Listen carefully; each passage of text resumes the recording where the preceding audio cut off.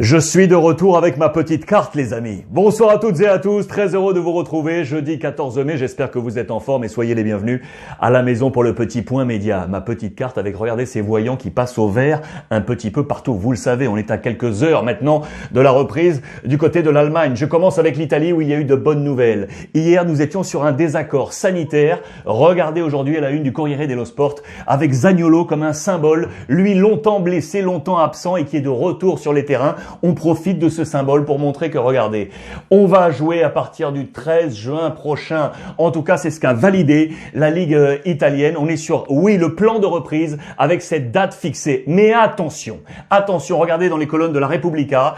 OK pour une voie placée sur le 13 juin, mais la mission impossible de la Serie A. Pourquoi? Car maintenant, ce sont les politiques qui vont avoir la parole. Au sein du Parlement, on est divisé. Il y a les pour, il y a les contre, logiquement. Il y a au centre de tout ça le ministre, le secrétaire d'État au ministre des Sports, Monsieur Spadafora, vous le savez. Du coup, tout est entre les mains de cet homme, Giuseppe Conte, le patron, le premier ministre, le chef du gouvernement italien. C'est lui qui va prendre la décision ultime. On est vraiment sur la corde. La décision est là, mais oui, la date est trouvée pour le 13 juin prochain. La date est également trouvée ici en Angleterre, les amis. Le 12 juin prochain, voilà la date annoncée de la reprise. Hope and fear, là aussi on est sur la ligne. L'espoir et la crainte et la peur. Une chose est sûre, regardez cette photo qui a été choisie à la une de tous les canards, Daily Express et The Sun. Il s'agit d'un entraîneur en Espagne, à Levante, qui agit en mode protocole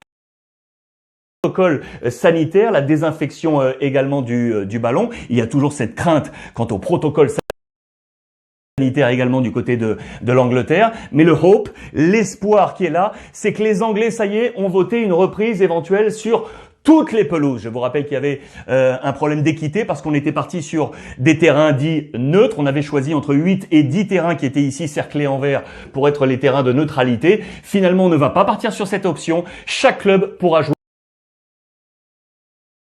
à domicile. Ça, il n'y aura pas de problème, mais il persiste la crainte sanitaire. Là aussi, le gouvernement anglais est attendu sur ce point crucial dans les prochaines heures. En Espagne, ce qui est sûr, regardez, là aussi ça a été validé, il n'y aura pas de quarantaine globale en cas de coronavirus dans une équipe. Un cas, c'est ce cas-là qui sera isolé et non l'intégralité de la formation, comme cela a été annoncé comme crainte du côté de l'Italie. Ce ne sera pas le cas du côté de l'Espagne. Il y a un deuxième feu qui vient de couver, une deuxième affaire en Espagne, en dehors du coronavirus. On n'avait pas besoin de ça d'ailleurs du côté de l'Espagne. Regardez, c'est ici à la une de Marca, c'était hier. Aganso, c'est lui, David Aganso, qui est un ancien joueur professionnel et notamment du côté du Real Madrid, ici avec Vicente Del Bosque au début des années 2000. Il est aujourd'hui le patron du syndicat des joueurs en Espagne. Il est attaqué, accusé de corruption. Attention, c'est une affaire très grave. Et du coup, dans les pages intérieures aujourd'hui, regardez, quel serait le candidat possible? Fernando Morientes, les amis, l'ancien du Real, l'ancien notamment de l'AS Monaco. Il a reçu de nombreux coups de fil de la part de capitaines de première et deuxième division pour éventuellement succéder à David Aganso. Affaire à suivre également donc de corruption en Espagne. En parlant du Real Madrid, regardez quel serait le plan Real Madrid pour le numéro 9. Pourquoi je vous dis ça à la une de AS avec l'homme de retour de blessure?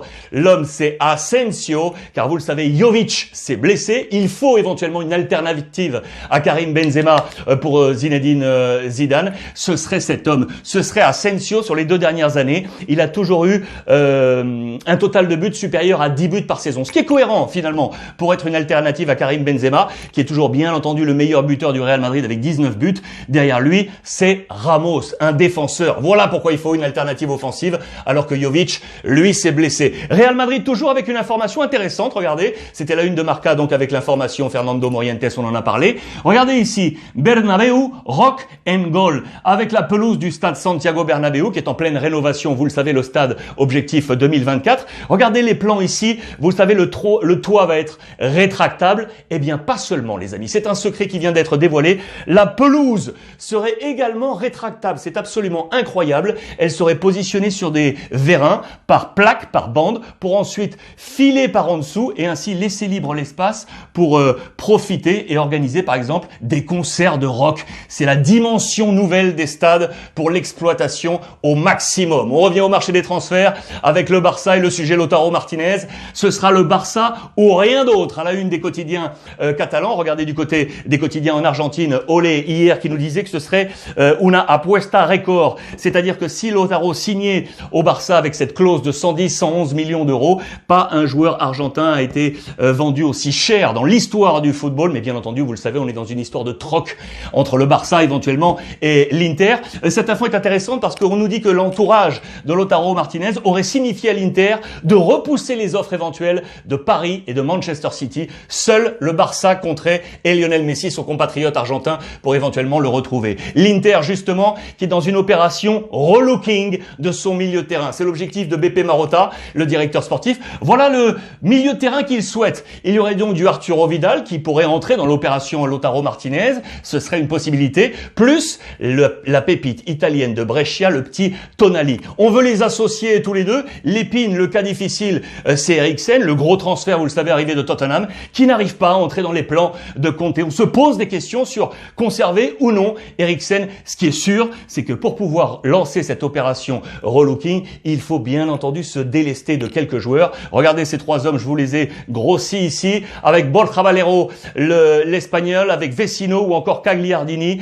L'un de ces trois, deux ou trois, pourrait quitter l'Inter pour éventuellement lancer donc cette opération relooking. Suite du dossier Adrien Rabiot, et les amis. Le Français va donc rentrer, et donc rentrer du côté de Turin. Mais attention, les Italiens, vous le savez, ont parlé de bras de fer éventuel en se rappelant du bras de fer d'Adrien Rabiot avec le Paris Saint-Germain. On pense qu'Adrien Rabiot serait de nouveau dans ce type de situation, lui qui ne trouve pas vraiment place également dans l'effectif de Sarri. Du coup, nos confrères italiens sont partis sur une notion. Regardez, Rabiot, le luxe. On parle là, bien évidemment, des émoluments d'Adrien Rabiot qui est arrivé pour 0. Il était en fin de contrat avec le Paris Saint-Germain. Transfert donc avec un contrat de 4 ans à 7 millions d'euros l'année. Voilà pourquoi on parle de luxe avec dans les pages intérieures. Il est au carrefour. Albivio, Rabiot et la Juve, on parle de carrefour. Et voilà, on montre son rendu professionnel à date. Et regardez, on pose des questions. 24 présences avec 16 titularisations au total. Aucun but marqué, aucune passe décisive. Voilà qui dérange du côté de nos confrères italiens. Et on parle du coup également, regardez dans les colonnes du Corriere, avec Rabiot et une notion de venin, le veleno. Et entre guillemets, la grève, elle est finie les amis. Là on fait référence à un post, regardez sur la story Instagram d'Adrien Rabiot, c'est ici, je vais vous lire son commentaire. Quand tu réalises que c'était ton dernier jour de 3 petits points grève, vous le savez, il était en France durant ce confinement sans l'accord officiel de la Juventus de Turin. Et je vous rappelle, comme ce que je vous ai dit hier, on jouait sur les mots car la Juve n'avait pas encore officiellement demandé à ses joueurs d'être rapatriés, tout simplement. C'était facultatif de revenir à Turin jusqu'alors. Il était le dernier à rentrer après Gonzalo Higuaín.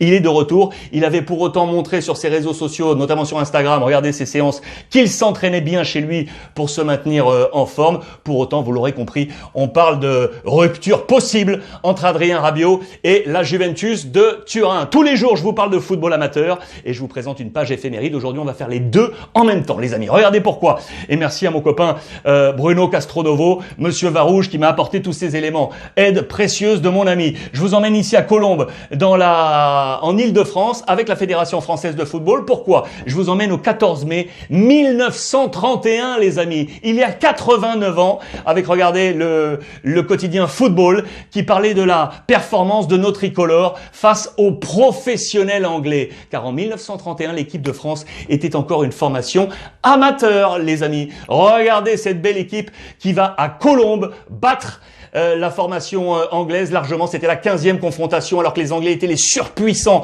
du continent européen. Regardez toutes ces photos là sur le site de la 3F. Magnifique victoire large à Colombes au stade Yves du Manoir. Et vous savez qui a marqué? Eh bien notamment Lucien Laurent, attaquant de l'équipe de France. Lucien Laurent, c'est le premier buteur de l'histoire de la Coupe du Monde. Quelques mois plus tôt, en Uruguay, la Coupe du Monde a lieu. France-Mexique, le premier match. Et c'est Lucien Laurent qui marque le premier but de l'histoire de la Coupe du Monde. Avant de terminer, je vous montre juste un petit moment d'air frais parce que ça va nous faire du bien. Un petit moment de poésie. Regardez, je vous emmène justement en Uruguay, chez lui, chez Monsieur Edinson Cavani, qui vient de travailler physiquement et qui se repose un peu tranquillement. Un poil de poésie. C'est un cervidé là qui se présente devant lui. C'est chez lui, avec sa famille. Voilà, c'était juste une petite capsule d'oxygène que je voulais vous proposer. On va terminer là-dessus, les amis, pour voir ou revoir l'ensemble des éditions. Vous le savez, c'est sur les réseaux sociaux. Merci encore à monsieur Bruno Castronovo. On se retrouve via le hashtag Ruiz Club. En attendant, profitez des vôtres.